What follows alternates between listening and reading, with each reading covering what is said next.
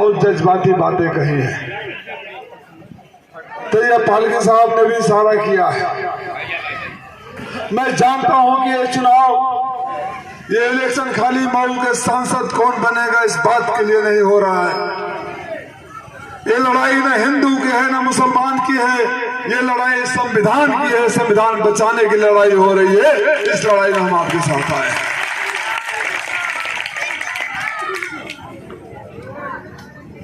मैं आपसे आज भाषण नहीं करूंगा। जो सवाल आपने उठाए हैं भाई कुद्दूस अंसारी जी, अल्ताफ अंसारी साहब, तैयब पालके साहब और हाजी इरफान साहब, मैं बात आगे बढ़ाने से पहले फिर अपना वही वादा आपके बीच दोहराता हूं। अगर आपके आशीर्वाद से, अगर आपकी दुआओं से, आपके सहयोग और समर्थन से दिल्ली में जाने का मौका मिला तो एक वादा करता हूं। मैं जानता हूं कई मोबाइल फोनों में रिकॉर्ड हो रहा है। मैं चाहता हूं कि जो नहीं कर रहे उनके पास फोन है तो रिकॉर्ड करके अपने पॉकेट में रख लें। ये पहली बार होगा कि घोसी का सांसद जब पहली बार अपने सदन में खड़ा होकर पहली बार बोल रहा होगा तो उसकी पहली लाइन में बुनकर शब्द जरूर आएगा। मैं आप वादा कर,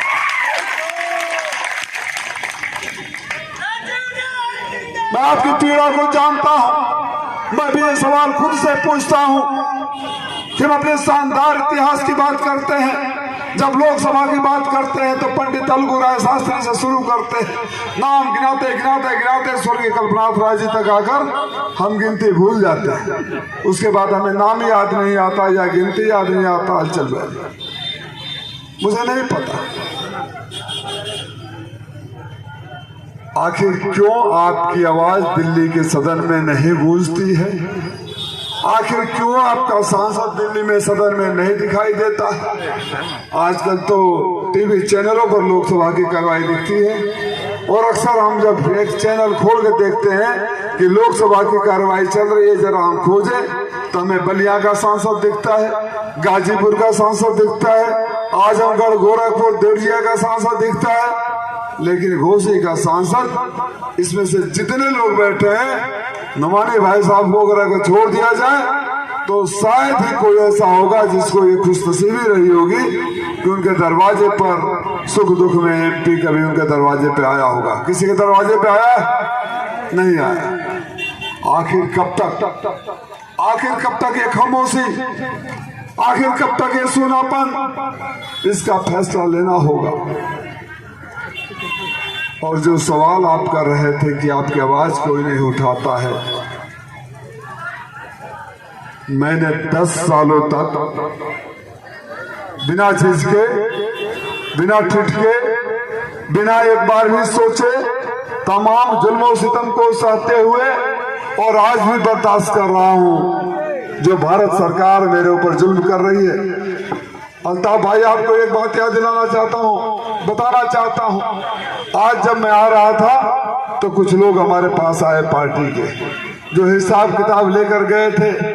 उन्होंने कहा कि एक छोटा अधिकारी जो यहाँ का है उसने बोला है कि चुनाव आयोग का जो बड़ा वाला अधिकारी आया है आज बुलाकर बोला है कि जो घोसी का लीडिंग कैंडिडेट समाजवादी पार्टी का है उसका हिसाब किताब जरा ठीक से चेक करो और कई बार चेक करो। अरे भाई, मेरा हिसाब किताब तो भारत सरकार चेक कर रही है। चेक करते करते सोचे कि हमारी पार्टी में आ जाएगा, चेक करते करते सोचे कि अपने वसूलों को भूल जाएगा। लेकिन राजीव राय ने अपने जमीन को गिरवी रखा, न किसी सवाल पर टूटा, न झुका, न बिका, न टूटेगा, न झुकेगा, बिकेगा। मैं आपसे वादा करने आया हूं, मैं आपसे वादा करने आया हूं।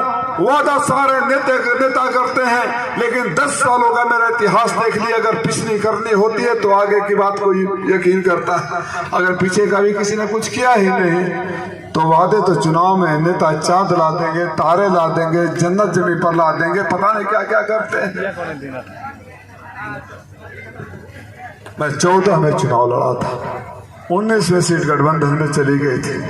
मैं जानता था जब कोरोना आया, लॉकडाउन आया, तो मैं जानता था कि भी अगले 5 साल तक कोई चुनाव नहीं है, 4 साल तक कोई चुनाव नहीं है। लेकिन मेरे अंदर